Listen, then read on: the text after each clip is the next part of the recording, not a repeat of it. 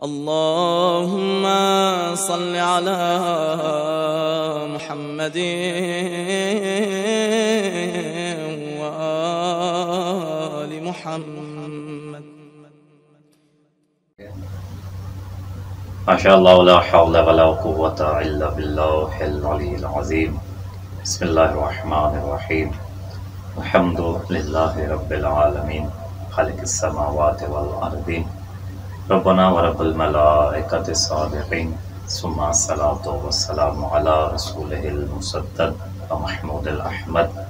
سیدنا و مولانا ابی القاسم محمد. اللهم صل على محمد وآل محمد شہد الشہداء والصالحین وعلى آلہ الطیبین الطاہرین المعصومین ولعنۃ اللہ علی اعدائہم واللعین. اما بعد فقد قال اللہ تبارک وتعالی فی کتابہ المجید وہو اصدق الصادقین وقولہ الحق. بسم اللہ الرحمن الرحیم. فمن حاجک فیہ من بعد ما جاءک من العلم فقل تعالوا ندعو ابناءنا وابناءکم ونساءنا ونساءکم وانفسنا وانفسکم ثم نبتہل فنجعل لعنۃ اللہ علی الکاذبین. میرے نہایت قابل احترام محترم سامعین گرامی قدر، سورہ آل عمران کی ایک آیہ مجیدہ کو تلاوت کرنے کا شرف حاصل کیا ہے، اور یہ قرآن مجید کی وہ آیہ مجیدہ ہے کہ جو ہم مذہب اہل بیت کے ماننے والوں کے گھر کے ہر بچے کو یاد ہے. یہ آیت اہل بیت کے چاہنے والوں کے لیے ایک خوشی کا پیغام ہے اور ایک عید کا سماں مانتی ہے. تو معصومین علیہ السلام نے اس دن خوشی منانے کا حکم دیا ہے. اس لیے میں تمام مومنین کو عید مبارکہ کی مبارکباد بھی پیش کرتا ہوں، بالخصوص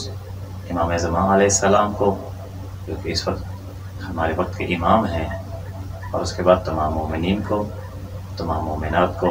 اور جو اس پیغام کو سن رہے ہیں ان سب کو ہدیہ تبریک پیش کرتا ہوں، ان سب کو مبارکباد پیش کرتا ہوں. یہ قرآن مجید کی وہ آیہ مجیدہ ہے جس میں خداوند متعال نے اہل بیت علیہم السلام کا ایک دفعہ پھر تعارف بھی کروایا ہے، اور عظمت اہل بیت علیہم السلام کو قرآن کی ایک اور آیت میں واضح ترین انداز میں بیان کیا ہے. ویسے تو قرآن کی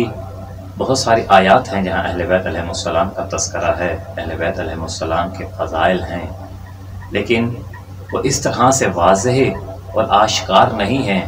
جس طرح سے اس آیہ مجیدہ میں اللہ نے اہل بیت علیہم السلام کی عظمت کو ظاہر کیا ہے. اس آیت کی جو تفسیر میں جاتے ہیں تو عیسائیوں کے جو بڑے بڑے پادری تھے، نجران کے جو عیسائی تھے، وہ بار بار رسول خدا صلی اللہ علیہ وآلہ وسلم کی بارگاہ میں حاضر ہوتے تھے اور آ کے علمی ابحاث کرتے تھے. رسول خدا انہیں دلائل دیتے تھے، لیکن وہ دلائل کو ماننے کے لیے آمادہ نہیں تھے. اور آخر جو دلیل رسول خدا صلی اللہ علیہ وآلہ وسلم نے بھی ان کے سامنے پیش کی، کیونکہ وہ اس چیز کے قائل تھے کہ حضرت عیسیٰ علیہ السلام خدا کے فرزند ہیں، تو رسول خدا فرماتے تھے کہ اگر بن باپ کے ہونا یہ اولاد خدا کی طرف تمہاری نسبت ہے تو اس کا مطلب ہے کہ پھر حضرت آدم علیہ السلام جناب عیسیٰ سے زیادہ قریب تر ہیں، کیونکہ حضرت عیسیٰ علیہ السلام تو فقط اپنے باپ کی طرف سے محروم ہیں. اللہ نے بنا باپ کے انہیں اس دنیا میں ظاہر کیا ہے، لیکن حضرت آدم علیہ السلام تو نہ ان کی باپ ہے نہ ان کی ماں ہے، تو پھر ان پہ یہ شبہ زیادہ جاتا ہے. تو تم کس طرح سے اس چیز کو اقرار کرتے ہو کہ اگر کسی کا باپ نہ ہو تو وہ حضرت اللہ کا بیٹا ہوتا ہے؟ یہ دلائل، یہ ابحاث کئی دنوں تک مسجد نبوی میں چلتی رہیں اور رسول خدا دلائل دیتے رہے، لیکن وہ ماننے کے لیے تیار نہیں تھے. یعنی نجران بھی ابو جہل والا رویہ اختیار کیے ہوئے تھے. اب رسول خدا صلی اللہ علیہ وآلہ وسلم کے اوپر وحی نازل ہوتی ہے، اے میرے حبیب، جب حق آ جانے کے بعد اگر یہ بات کو تسلیم نہیں کرتے ہیں تو پھر آپ انہیں مباہلہ کی دعوت دیجئے. مباہلہ کا جو لغوی معنی ہے جو اہل لغت حضرات کرتے ہیں وہ کہتے ہیں کہ مباہلہ کے مختلف معنی نکلتے ہیں۔ ایک معنی اس انداز میں کرتے ہیں کہ انسان کو اس کی حالت میں چھوڑ دینا، لفظ باہل جو ہے چھوڑ دینا یعنی اس کو آزاد کر دینا، یہ بھی ایک مباہلہ کی حالت ہوتی ہے۔ اور ایک بیان کرتے ہیں مثال کے ذریعے کہ جیسے ایک بکری ہے جو کہ اپنے بچے کو دودھ پلاتی ہے، تو بعض اوقات ہر جگہ پہ بکری کے تھنوں کے اوپر کپڑا لپیٹ دیا جاتا ہے تاکہ اس کا بچہ اس کے دودھ سے زیادہ استفادہ نہ کر سکے، وہ لوگوں کے کام آئے۔ لیکن جب اس کپڑے کو ہٹا دیا جائے اور بکری کو آزادی کے ساتھ چھوڑ دیا جائے تو اس کی اس آزادی کو بھی لغت میں مباہلہ کہا جاتا ہے، باہل کہا جاتا ہے، باہل چھوڑنا۔ اور جب کسی انسان سے خدا متعال اللہ نہ کرے کسی سے ناراض ہو جائے اور اس کو اسی کی حالت پہ چھوڑ دیا جائے تو اس چھوڑنے کو بھی باہل کہا جاتا ہے۔ لیکن یہاں پہ جو لفظ مباہلہ آیا ہے یہ اس معنی میں آیا ہے کہ اگر کوئی حق بات کو تسلیم نہیں کرتا ہے، دلائل آنے کے بعد، علم آنے کے بعد، دانش و فکر کی گفتگو ہونے کے بعد بھی اگر کوئی انسان اس کو ماننے کے لیے آمادہ نہیں ہے تو پھر اس کے لیے مباہلے کا لفظ استعمال کیا گیا، جو اس معنی میں تھا کہ ہم بھی اور آپ بھی ایک میدان میں جمع ہو جاتے ہیں اور وہاں پہ کھڑے ہو کے خدا کی بارگاہ میں دعا کریں گے اور جو جھوٹا ہوگا اس پہ لعنت الہی نازل ہو جائے گی۔ عیسائیوں نے اس بات کو قبول کیا اور کہا کہ ہم مباہلہ کرنے کے لیے آمادہ ہیں، ہم مباہلہ کریں گے۔ ادھر سے عیسائی چلے گئے، اب ادھر سے بات پھیل گئی، رسول خدا نے مباہلے کا اعلان کیا ہے، اور مباہلے کا اعلان کوئی عام اعلان نہیں ہے، کیونکہ دیکھیے پہلے جب بھی کوئی جنگ ہوتی تھی یا کوئی مارکہ ہوتا تھا، اس میں انسان جب جاتا تھا، جنگ فتح ہوئی تو اس کے بدلے میں مال غنیمت، کچھ مال اسباب ملنے تھے، اور انسان جدا ہو کے جنگ میں کہیں چھپ گیا، جنگ میں کہیں دوڑ گیا، یعنی بہت سارے اس کے راستے تھے کہ جنگ میں شرکت بھی تھی اس کی اور وہ جنگ میں شریک بھی نہیں تھا، یہ راستے بچتے تھے۔ لیکن اب جو اعلان کیا جا رہا ہے یہ اعلان کوئی عامی اور کوئی معمولی اعلان نہیں تھا، اور اس میں جانے کے لیے بھی شرائط رکھی گئی تھی، اس لیے کہ اس میں جس نے جانا تھا اس کا صادق اور اس کا صدیق ہونا ضروری تھا۔ کیوں؟ کیونکہ اگر کوئی جھوٹا اس میں چلا جاتا تو عذاب الہی اس پہ نازل ہو جانا تھا، اور پروردگار نے اپنے نبی سے کہا کہ آپ اپنے سب سے زیادہ قریبی یعنی کہ جو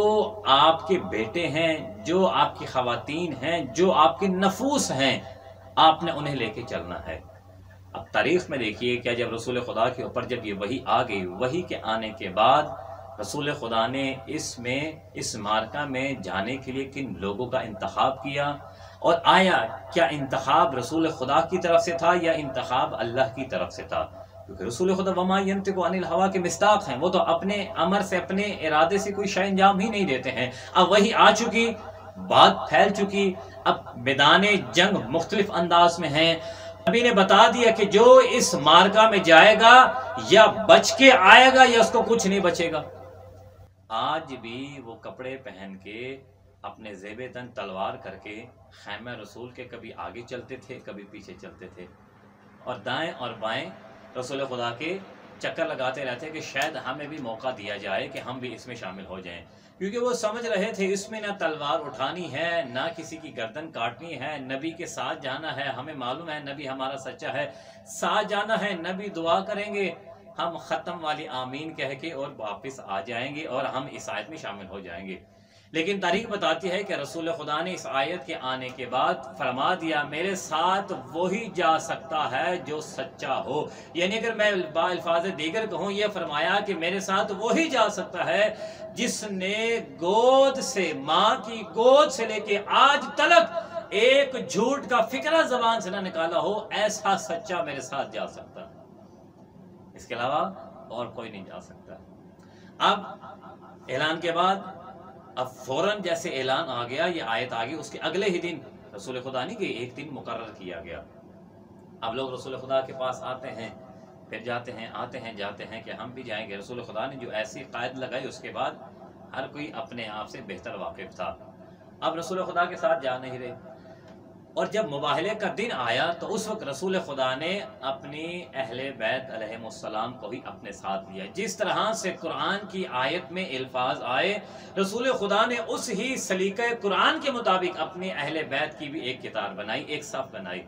قرآن میں ہے آپ سب سے پہلے اپنے بیٹوں کو لے کر آؤ. جب نبی چلے ہیں اپنے گھر سے تو امام حسن علیہ السلام کو اپنی انگلی سے لگایا, حسین کو اپنے سینے سے لگایا ہوا ہے. اور اس کے بعد آیت ہے آپ اپنی نساء کو لے کے آئیں. رسول خدا نے جناب فاطمہ بنت محمد صلی اللہ علیہ وآلہ وسلم جناب سیدہ سلام اللہ علیہ کو اپنے درمیان میں رکھا. اور اس کے بعد قرآن نے کہا انفسنا وانفسکم, تم اپنے نفوس لاؤ, ہم اپنے نفوس لے کر آتے ہیں. تو نفس رسول کی جگہ یہاں پہ رسول خدا نے مولا کائنات کا انتخاب کیا. یعنی یہاں پہ کائنات یہ منظر دیکھ رہی تھی کہ جس کو رسول اپنا نفس کہے اور اللہ اس کے لیے آیت بھیجے, علی کے علاوہ اور کوئی نہیں تھا. سب برابر اگر ہوتے تو پھر یہاں پہ بھی ساتھ چلتے, لیکن رسول خدا کے نفس کی گواہی اللہ نے قرآن میں آیت کے ذریعے دی.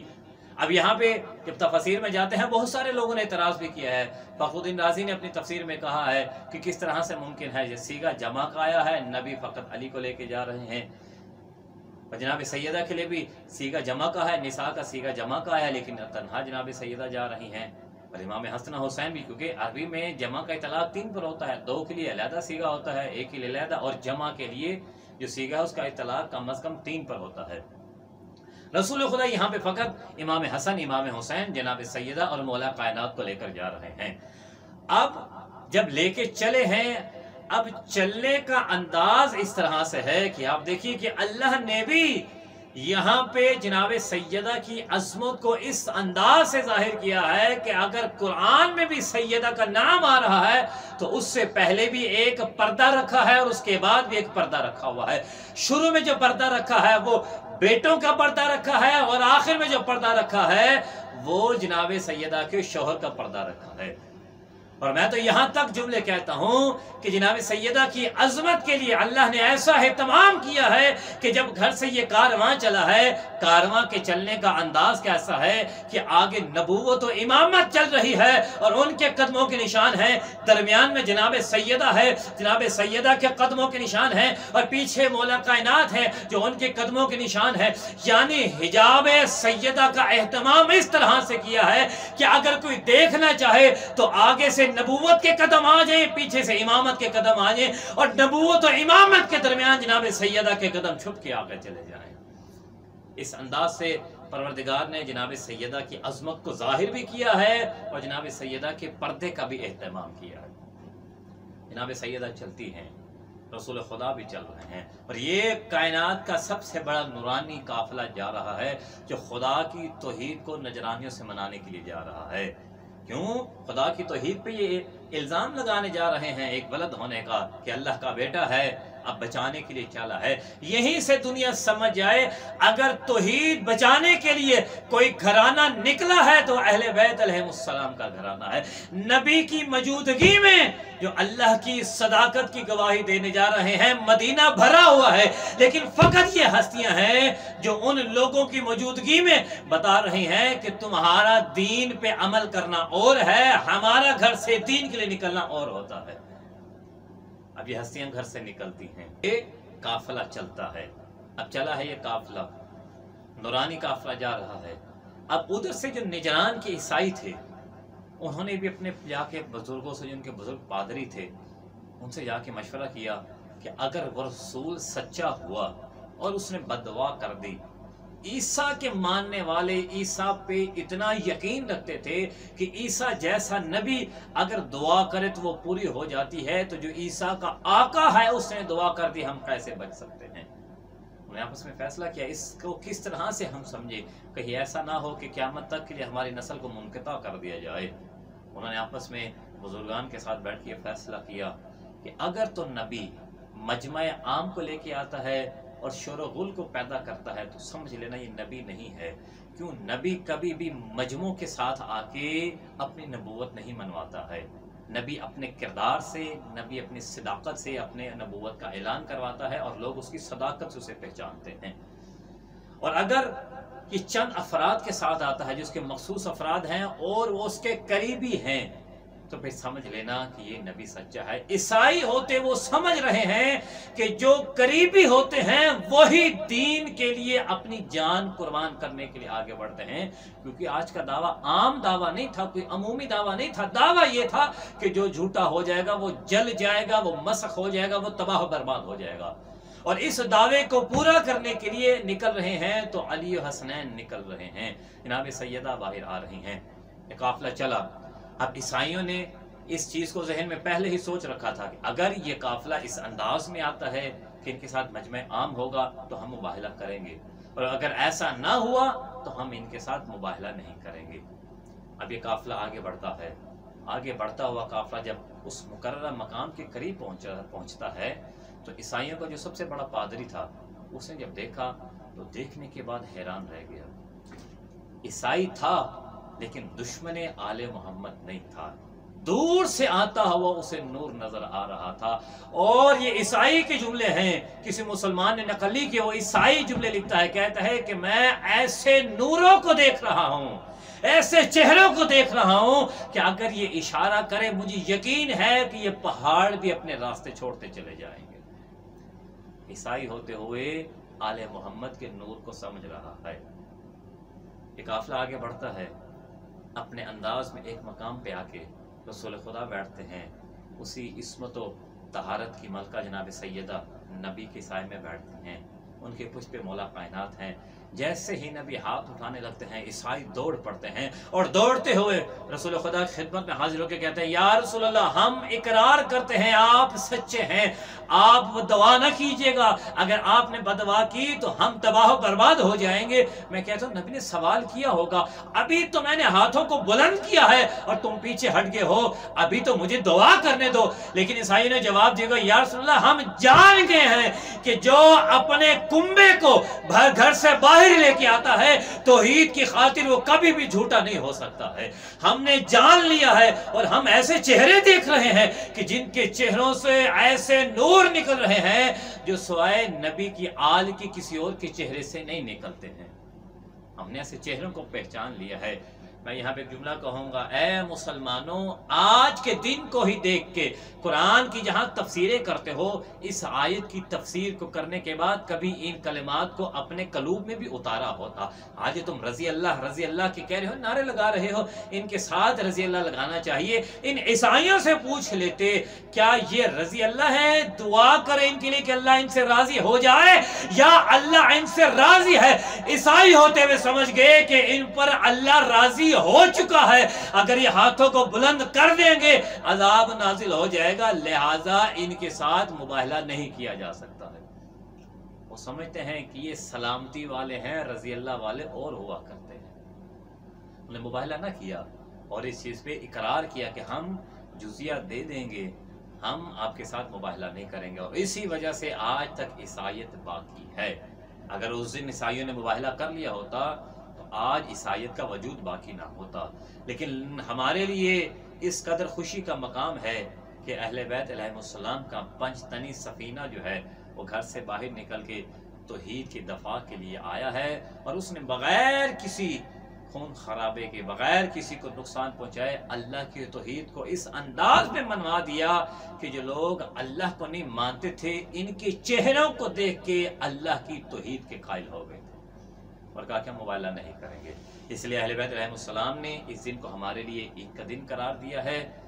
اور ہمیں اس دن کے اعمال سے بھی آگاہ کیا ہے۔ اس دن کے اعمال بھی ہے، انشاءاللہ آئندہ زندگی رہی تو آپ کو ان کے اعمال سے آگاہ کروں گا، اور دعا ہے کہ پروردگار ہمیں اس عید کے صدقے میں لاتعداد خوشیاں عطا فرمائے، اور اس مقدس دن کے بدلے میں جو اللہ نے اپنی نعمتیں رکھی ہیں ہمیں ان نعمات سے مستفید ہونے کی توفیق عطا فرمائے۔